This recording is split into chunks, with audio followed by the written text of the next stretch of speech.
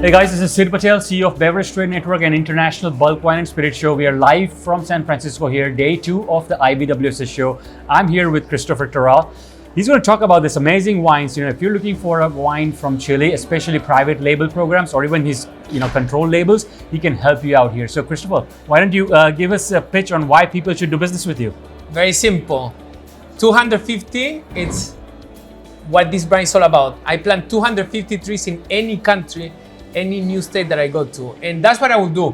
I always will put a story behind a brand and make sure that I put the wine that makes sense for each market. In the US consumer, for example, I know they like a little bit more residual sugar, and that's what I do. I look into the acidity, I look into the alcohol content, I look into the package, the bottle, and that I give it to you. I make sure that you guys can get the perfect product for the specific market. Nice. And you also have another wine you may want to introduce as well here. Of course. This is This is from Donoso Wine Group. This is one of the boutique wineries from Chile that has 400 hectares. So it's not such a boutique winery, but in a way that they actually take care of more of a crafty type of wine. So they go all the way to $500 a case.